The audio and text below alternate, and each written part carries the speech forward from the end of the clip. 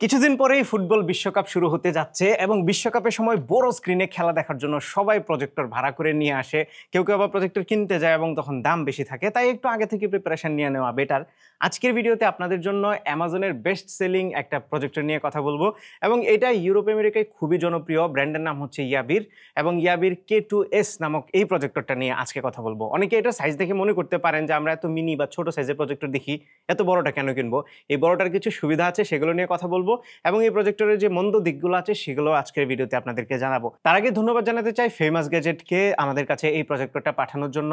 আপনারা এটা তাদের কাছ থেকে কিনতে পারবেন। ভিডিও ডিসক্রিপশনে আমি সকল ডিটেল দিয়ে দিচ্ছি, গো চেক ইট আউট। প্রথমে চলুন দেখি এই প্রজেক্টরের বক্সের ভিতরে কি কি আসে। এই প্রজেক্টরটার পাশাপাশি একটা পাওয়ার কেবল পাবেন, একটা ছোট্ট রিমোট কন্ট্রোলার পাবেন, HDMI টু HDMI কেবল পাবেন একটা, সাথে AV কেবল, ক্লিনিং কিট, একটা স্ক্রু ড্রাইভার এবং কিছু পেপার ওয়ার্ক পেয়ে যাবেন। এবার চলুন এটা ফিজিক্যাল অ্যাপিয়ারেন্সটা একটু দেখি। দেখতে পাচ্ছেন মোটামুটি বড় সড়ো একটা ডিভাইস এটা এবং ছোটখাটো একটা প্রিন্টারের সমান। এটার ওজন হচ্ছে 3 কেজি 300 গ্রামের মতো, সো খুব হেভিও না আবার একদমই লাইট ওয়েটও না। এটা বডিটাতে এক ধরনের মেশ ফ্যাব্রিক ইউজ করা হয়েছে, যেটা এই প্রজেক্টরটাকে একটু প্রিমিয়াম ফিল দেয় এবং এটার পেছনের দিকে বেশ কিছু পোর্টস আছে, উপরের দিকে বাটন আছে এবং সামনের দিকে হচ্ছে এটা লেন্সটা। অ্যাজ ইউ ক্যান সি এই লেন্সটাকে আবার গার্ড করার জন্য একটা লেন্স গার্ডও আছে, যেটা আপনি এইভাবে জাস্ট বসায় দিবেন। যদি এটা ম্যাগনেটিক হলে ভালো হতো, বাট এটা এখন জাস্ট আটকে থাকে, খুলতে একটু প্যারা হয়। এছাড়া এই প্রজেক্টরের পেছনের দিকে একটা এয়ার ইনটেক ভেন্ট আছে এবং এই ইনটেকের যে ভেন্টের যে কভারটা সেটা আপনি খুলতে পারবেন এবং এটার ভেতরে একটা ফিল্টার আছে, সেই ফিল্টারটা আপনি চাইলে খুলে ক্লিন করতে পারবেন। এবং এক্সজস্ট ভেন্ট আছে ডান পাশে সামনের দিকে, এটা দিয়ে প্রচন্ড গরম বাতাস হয় যদি দীর্ঘ সময় চালায় রাখেন তাহলে। তবে এটা লম্বা সময় পর্যন্ত চালানো যাবে, কারণ এটাকে প্রপারলি কুল রাখতে পারে এই এয়ার ইনটেক এবং এক্সজস্ট ভেন্ট। আর যেহেতু আমরা এটার ফ্যানগুলোকে বা কুলিং সিস্টেমকে একটু হাইলাইট করেছি, সেই জায়গাতে বলে দেওয়া উচিত এটার ফ্যানটা মোটামুটি লাউড। এই লাউডনেসটা আপনার স্পিকারের যে সাউন্ড আছে সেটাকে হ্যাম্পার করবে না মোটেও। আপনি যদি ধারে কাছে বসে থাকেন তাহলে কেবল শুনতে পারবেন, 2-3 ফিট দূরে গেলেই এই সাউন্ডটা আপনি একদমই শুনতে পাবেন না। সো এটার ফ্যানের নয়েজ আপনাকে বদার করবে না একদমই। বাই দ্য ওয়ে, এটাতে ওয়াইফাই 6 আছে, যার ফলে ওয়্যারলেস কানেক্টিভিটিও খুব স্টেবল ছিল। পোর্টসের বেলায় ফুল সাইজের HDMI আছে, একটা USB-A আছে, USB-C আছে, একটা AV পোর্ট আছে এবং 3.5 মিলিমিটার হেডফোন জ্যাকও দেখতে পাচ্ছি। আর এই প্রজেক্টরের আরেকটা ভালো দিক হচ্ছে এটার সাউন্ড। JBL এর স্পিকার ইউজ করা হয়েছে এটাতে এবং এটা ডলবি টিউনড, সো এই স্পিকারটা খুবই ভালো কোয়ালিটির। স্পিকারের ড্রাইভারগুলো যদিও নিচের দিকে ফেস করা, তবে সাউন্ডটা ডান পাশে এবং বাম পাশের এই মেশ ফেব্রিক দিয়েও বের হয় এবং সাউন্ডটা খুবই লাউড এবং খুবই ক্রিস্টাল ক্লিয়ার ছিল। আর উপরের দিকে বেশ কিছু বাটন আছে, একটা মিউজিকের আইকনযুক্ত বাটন আছে, যেটাতে প্রেস করে আপনারা এটাকে ব্লুটুথ স্পিকার মোডে নিয়ে যেতে পারবেন এবং এটা স্পিকারটা যথেষ্ট ক্যাপেবল, সো আপনারা চাইলে এটাতে মিউজিকও শুনতে পারবেন। পাশে একটা কোয়াইট মোড আছে, যেটাতে প্রেস করলে ফ্যানের নয়েজটা একটু কমে যায় এবং ব্রাইটনেসও একটু কমে যায়। সেই সাথে ভলিউম কম বেশি করার বাটন আছে এবং একটা পাওয়ার বাটন আছে। ওকে, এনাফ ফিজিক্যাল অ্যাপিয়ারেন্স। এবার আমরা একটু পিকচার কোয়ালিটিটা নিয়ে কথা বলি।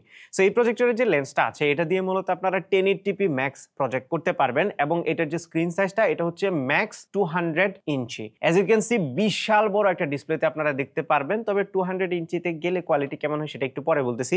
ব্র্যান্ড রিকমেন্ড করতেছে 80 ইঞ্চ। আপনি যদি 18 সাইজে এটাকে দেখেন তাহলে একদম পারফেক্ট কোয়ালিটিটা পাবেন। তবে আমার মনে হয় এই প্রজেক্টরটা যদি 4K কোয়ালিটি দিতে পারতো তাহলে খুবই ভালো হতো, কারণ এটার ভেতরে যে কম্পিউটারটা আছে সেটা কিন্তু 4K আউটপুট সাপোর্ট করে। কম্পিউটার বলতে বোঝাচ্ছি এটার ভিতরে একটা 4K Google TV stick use করা হয়েছে এবং এই টিভি স্টিকটা আপনারা দেখতে পারবেন, খুলে চাইলে রিপ্লেসও করতে পারবেন।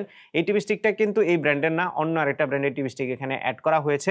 তার মানে মূলত এই প্রজেক্টরের যে সিস্টেমটা আছে পুরো সিস্টেমটা হচ্ছে এই পুরো জিনিসটার মধ্যেই আছে। আর ছোট্ট একটা টিভি স্টিক, মানে কম্পিউটার পার্টটা শুধু ওই পাশে লাগানো। আর এই টিভি স্টিকের পারফরমেন্সটা মোটামুটি লেগেছে আমার কাছে, আমার মনে হয় আরেকটু বেটার হইলে ভালো হতো। এই প্রজেক্টরের ব্রাইটনেস হচ্ছে 800 লুমেন, এটা হচ্ছে 800 ANSI লুমেন, সো মোটামুটি ব্রাইট ছিল এটা। আপনি যদি একটু ডার্ক রুমে প্লে করেন তাহলে কোনো ধরনের প্রবলেম ফেস করবেন না। ইভেন আমরা একটা লাইট জ্বালিয়েও দেখেছি, কোনো ধরনের অসুবিধা হয় না। দিনের বেলায় একটু দরজা জানালা বন্ধ করে পর্দা ভালোভাবে টেনে দিয়ে যদি দেখতে চান তাহলে এই প্রজেক্টরটা থেকে মোটামুটি ভালো এক্সপিরিয়েন্স আপনারা পাবেন। এর আগে আমি কিছু প্রজেক্টর ট্রাই করেছি যেগুলো দিনের বেলাতে কোনোভাবে দেখাই যাচ্ছিল না, সেই জায়গা থেকে এটা মাছ বেটার। তবে এটার একটা ছোট্ট ইস্যু আমি খেয়াল করেছি, সেটা হচ্ছে এটার ব্রাইটনেসটা অটোমেটিক্যালি কন্ট্রোল হয় কন্টেন্টের সাথে ম্যাচ করে। সো আপনি যদি একটু ডার্ক কন্টেন্ট দেখেন তাহলে এটা ব্রাইটনেস কমায় দেয় ওই ডার্ক ফিলটা দেওয়ার জন্য, বাট তখন মাঝে মধ্যে এই ব্রাইটনেসটা একটু বেশি কম লাগে। আবার ব্রাইট কন্টেন্টে অনেক ব্রাইট হয়, তখন দেখতে ভালোই লাগে। এটার বেশ কয়েকটা পিকচার প্রোফাইল আছে, স্ট্যান্ডার্ড মোড আছে, VV ভিভিড মোড আছে, আপনি চাইলে কাস্টমাইজও করে নিতে পারবেন।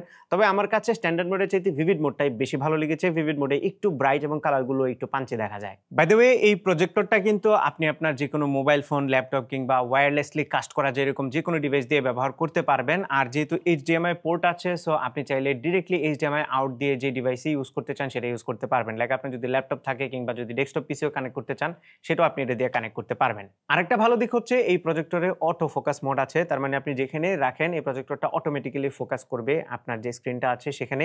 পাশাপাশি এটার অ্যাঙ্গেল যদি একটু আঁকাবাঁকা হয় সেটাও কিন্তু ওরিয়েন্ট করতে পারে। আপনি চাইলে এটার ওরিয়েন্টেশনটা ম্যানুয়ালিও ঠিক করতে পারবেন।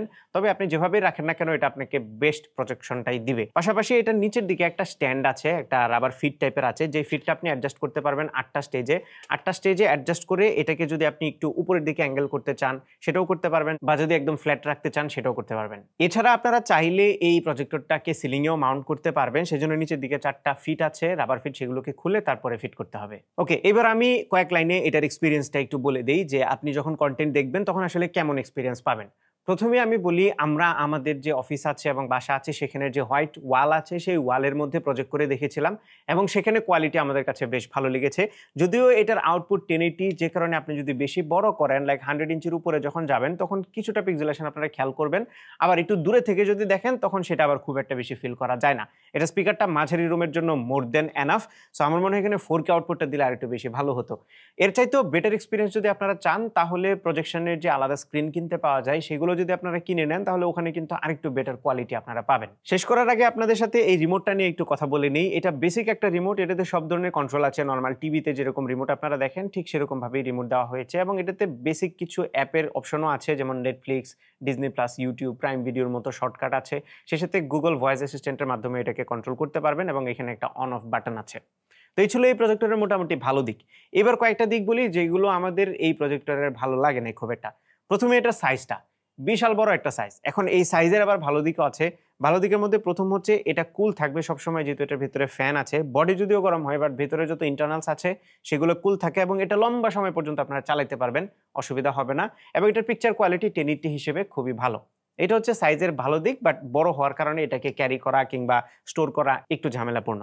সেকেন্ড যে বিষয়টা, এখানে দুইটা সিস্টেম, একটা হচ্ছে অ্যান্ড্রয়েড সিস্টেম আর একটা হচ্ছে এই প্রজেক্টরের নিজস্ব সিস্টেম, যার ফলে আপনি যখনই ভলিউম কম বেশি করবেন এখান থেকে তখন এই দুইটা ভলিউমই একসাথে কম বেশি হয়।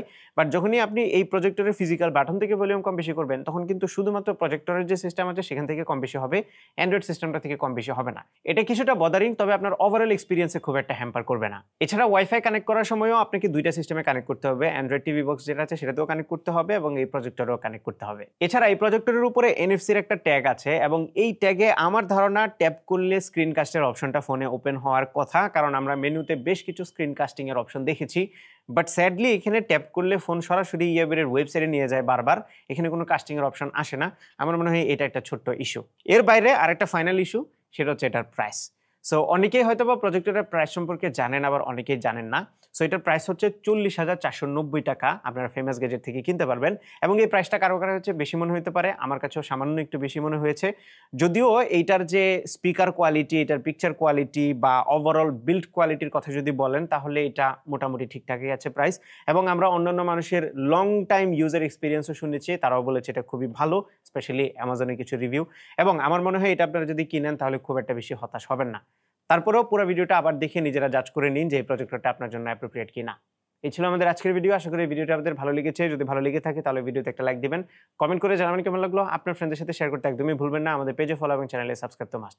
দেখা হবে পরবর্তী ভিডিওতে। Till then take care. আসসালামু আলাইকুম।